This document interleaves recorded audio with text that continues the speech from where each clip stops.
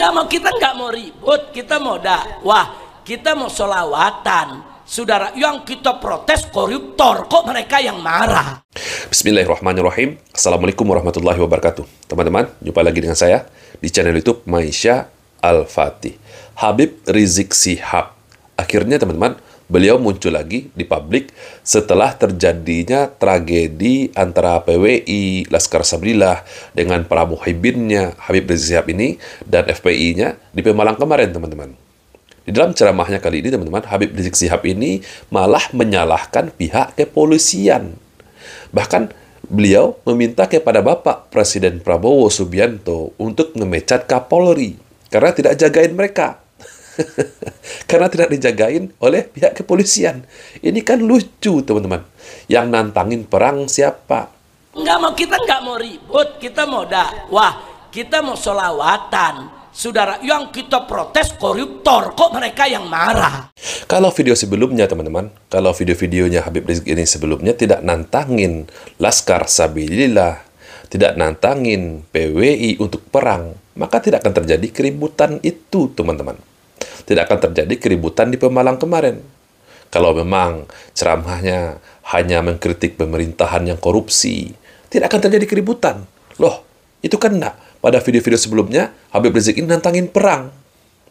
Ngatain Laskar PWI, Laskar Sabilillahnya itu adalah Laskar Monyet. Organisasi monyet. Bahkan tidak tanggung-tanggung, teman-teman. Dituduh PKI. Apa mereka dibayar koruptor? Apa mereka dibayar para bajingan? Apa mereka dibayar mafia? Nah, sekarang PWI dan Laskar Sabilillah dituduh dibayar oleh koruptor. Didanai oleh mafia. Dan saya juga mau tanyakan, polisinya tahu mereka mengganggu pengajian, kenapa diam? Kenapa nggak diproses? Kenapa nggak ditangkap? Sebelum terjadinya keributan, tragedi antara PWI, Laskar Sabilillah dengan FPI kemarin, teman-teman, di Pemalang, sebetulnya pihak kepolisian tidak diam. Pihak kepolisian sebelum itu, teman-teman, sudah melakukan pencegahan. Sudah memberitahu kepada Habib Rizik dan panitia bahwa tolong, jangan dilakukan acara di sini, di Pemalang. Karena banyak yang nggak suka dengan Pak Habib Riziknya. Kalau tetap dilakukan, dikhawatirkan akan terjadinya keributan. Loh, ternyata terbukti kan? Terbukti. Karena Habib Riziknya ngeyel, teman-teman. Dan ketika Habib Rizik itu melakukan pengajian, pihak kepolisian juga sudah diturunkan. Sudah menjaga, teman-teman. Tetapi mau gimana lagi? Masa sangat banyak. Sudah tidak kondusif. Karena ditantangin perang sebelumnya oleh Habib Rizik Syihab, teman-teman. Makanya saya minta kepada Bapak Prabowo, segera pecat Kapolri yang sekarang. Pecat ini Kapolri, dia sudah membiarkan pengajian-pengajian habaib di mana tempat dibubarkan. Siapa Habib Rizik ini, teman-teman? Berani memerintah presiden. Siapa dia? Apa statusnya dalam pemerintahan? Loh, berani memerintah Presiden Prabowo Subianto untuk memecat Kapolri karena pihak kepolisian tidak menjaga para habaib. Kok baru sekarang ngomongnya? Ketika mereka dibubarkan, kok baru sekarang mereka ngomongnya tidak dijagain oleh pihak kepolisian? Selama ini, kajian-kajian salafi dibubarkan. Loh, kenapa diam saja? Segera pecat Kapolri yang sekarang. Pecat ini Kapolri, dia sudah membiarkan pengajian-pengajian habaib di mana tempat dibubarkan. Kajian Ustadz Khalid Basalamah dibubarkan, Ustadz Firanda dibubarkan, dan masih banyak lagi, teman-teman, Ustadz Salafi pengajiannya dibubarkan. Padahal, teman-teman, di dalam kajian Ustadz Salafi tidak pernah memprovokasi umat, tidak pernah ngajakin perang, tidak pernah memonyet-monyetkan orang, tidak pernah mem-PKI-kan orang. Dibubarkan. Dan ketika dibubarkan, teman-teman, Ustadz Salafi tidak pernah menyalahkan pemerintah. Tidak pernah menyalahkan pihak kepolisian. Hei polisi, hei tentara, kau digaji oleh rakyat, turun! Ini ada gerakan perkis seperti gerakan PKI di tahun 48 dan 65, saudara. Udahlah, Beb. Jangan provokasi umat, jangan digiring opini bahwa seolah-olah, teman-teman, seolah-olah Laskar Sabilillah, PWI itu adalah PKI. Jangan, udahlah. Kalau kita telusuri nanti sejarah PKI di Indonesia ini, teman-teman, nanti Habib akan malu sendiri. Dulu PKI punya pasukan ubal-ubal, saudara. Ya seperti ini, kerjaannya bubarkan pengajian, serang majelis taklim, hancurkan pesantren. Ini gerakan modus operandinya persis PKI. Sekarang PWI di PKI-kan, Laskar Sabilillah di PKI-kan, para pribumi-pribumi yang tidak percaya kepada mereka sebagai Habib, yang tidak percaya kepada mereka sebagai zuriah Nabi, di PKI-kan. Persis dulu, teman-teman, ketika mereka menuduh keturunan Cina PKI. Padahal, kalau kita telusuri sejarahnya, teman-teman, PKI di Indonesia ini, siapa yang membawa? Siapa yang bawa? Siapa gembong-gembongnya? Siapa pemimpin dari PKI yang ada di Indonesia? Siapa itu DN Aidit? Siapa itu Musso? Dari golongan mereka, teman-teman. Dari golongan Bani Ba'lawi. Keturunan mereka. Jangan nuduh orang Cina itu PKI. Dasarnya apa? Kalau dasarnya itu bahwa orang Cina berasal dari Tiongkok yang negara komunis, Yaman Selatan juga negara komunis. Orang Cina itu berbeda dengan orang Yaman. Orang Cina itu datang ke Indonesia sebagai pedagang dan investor, menciptakan jutaan lapangan pekerjaan.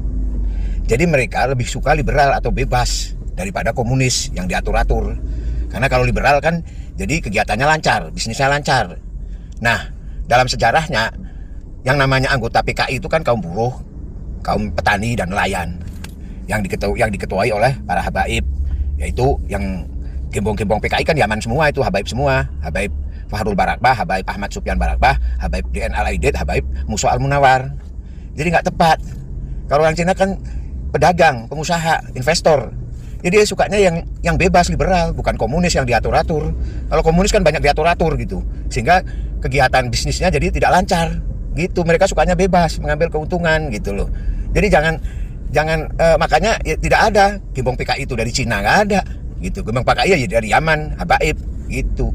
Jadi jangan PKI teriak PKI gitu. Cina itu sudah kurang apa, sudah didiskriminasi, ya kan? Tapi mereka tetap eksis karena mereka canggih, mereka pinter, mereka ulet gitu loh.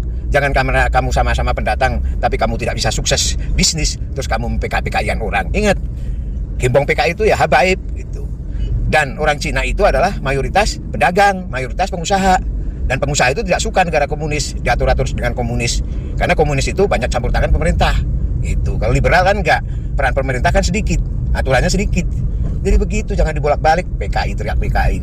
Jadi jualan Habib ini, teman-teman, dari dulu ya itu-itu aja, teman-teman. PKI, Wahabi, itu jualannya Habib ini, teman-teman. Atau pemerintah tidak becus, pihak kepolisian tidak bekerja. Kalau ada majelis taklim habaib, itu polisinya hubungin panitia. Jangan bikin acara deh. Ini ada kelompok yang nggak setuju. Ini katanya nih ada satu kelompok yang nggak setuju. Jangan dibuat. Ini untuk keamanan bersama. Nggak jadi digelar. Ini dilakukan oleh pihak kepolisian sebagai antisipasi, Habib. Sebagai upaya pencegahan agar jangan terjadi keributan. Karena selama ini pihak kepolisian dan kita semua sudah tahu. Kita semua sudah tahu kebanyakan ceramahnya Habib Rizik Syihab, Bahar bin Smith, dan Habib-Habib lainnya itu banyak memprovokasi umat. Banyak memprovokasi umat, teman-teman. Ngajakin ribut, ngajakin perang, menganjing-anjingkan orang di dalam ceramahnya. Nuduh PKI. Ada apa, saudara? Apa betul ada kelompok yang nggak setuju atau memang polisi yang bermain, saudara? Nakut-nakutin ada kelompok yang nggak setuju. Ada apa? Astagfirullah, Habib. Malah sekarang nuduh polisi yang bermain. Nuduh polisi yang nggak suka dengan mereka. Padahal, teman-teman, polisi, pihak kepolisian itu melakukan upaya pencegahan agar jangan terjadi keributan. Harusnya Habib Rizik ini nyadar diri. Kalau dalam ceramah itu jangan provokasi umat, jangan nantangin perang umat, sesama pribumi diadu, dituduh PKI, dimonyet-monyetkan. Harusnya sadar diri. Kalau mereka memang tidak suka dengan Habib, dengan ceramahnya Habib, contohlah Ustadz-Ustadz Salafi, contoh Ustadz Khalid Basalamah, contoh Ustadz Syafiq Riza, contoh Ustadz Firanda. Mereka kajiannya juga sering dibubarkan dulu. Tetapi sekarang kenapa rame?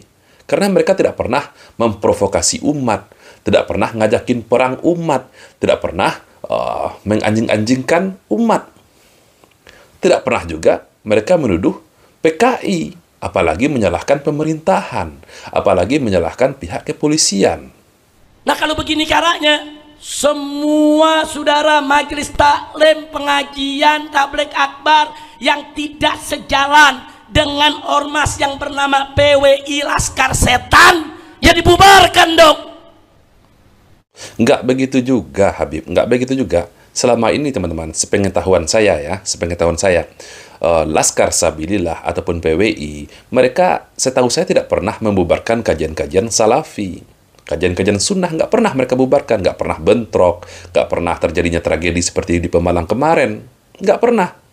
Harusnya Habib Rizik ini sadar diri. Kenapa terjadi begini? Kenapa begitu? PWI itu ada, teman-teman, dalam rangka untuk melawan doktrin-doktrin mereka selama ini. Doktrin mereka sebagai cucu Nabi. Mereka ingin memonopoli umat Islam dengan klaim bahwa mereka adalah cucu Nabi. Belum lagi kisah-kisah khurafat yang seringkali, teman-teman, kita dengarkan dari ceramah-ceramah dari golongan para habaib.